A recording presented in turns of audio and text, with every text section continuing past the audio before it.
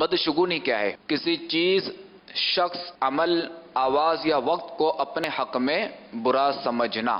مثال کے طور پہ کوئی شخص گھر سے نکلا سفر کے لیے یا کہیں اور جانے کے لیے، اب آگے سے جو کوئی کالے رنگ کی بلی گزر گئی، اب جو ہے وہ بندہ یہ سوچتا ہے کہ اب تو یار یہ کالے رنگ کی بلی گزر گئی اور میں جس کام سے جا رہا ہوں نا تو وہ میرا کام نہیں ہوگا، یا اب جو ہے نا مجھے نقصان ہو جائے گا اب اگر میں سفر کرتا ہوں تو۔ کیوں؟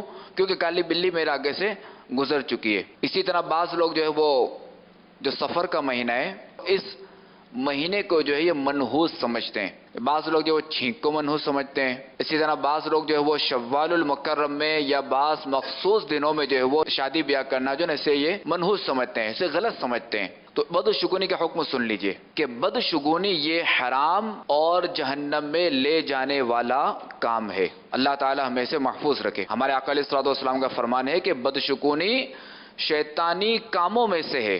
آئیے اس کا علاج بھی سن لیتے ہیں کہ بدشگونی کا ایک علاج تو یہ ہے کہ کسی بھی چیز، انسان یا وقت وغیرہ کو منحوس نہ سمجھے۔ جیسے اب اگر کالی بلی گزر بھی گئی کسی کے آگے سے تو اب یہ کہ بندہ کہ میں یہ کام کر کے ہی چھوڑوں گا، اور نہ ہی کسی چیز کو اپنے حق میں برا سمجھے سوائے اس چیز کے کہ جس کو شریعت برا کہے، جیسے کسی پر ظلم کرنا، نماز چھوڑ دینا، نماز قضا کر دینا، کسی کے پیسے دبا لینا، کسی کی غیبت کرنا، کسی کی چغلی کرنا، تو یہ کہ ان چیزوں کو شریعت نے برا کہا ہے تو صرف انہی چیزوں کو برا کہے، انہی چیزوں کو برا سمجھے اور انہی چیزوں سے بچے۔ جسے شریعت نے برا نہیں کہا تو اس سے کو بچنے کی ضرورت بھی نہیں۔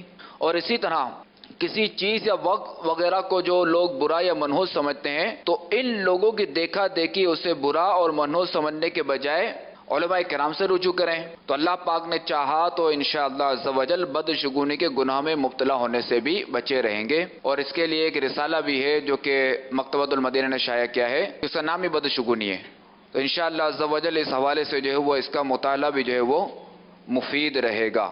صلو علی الحبیب صلی اللہ تعالی علی محمد۔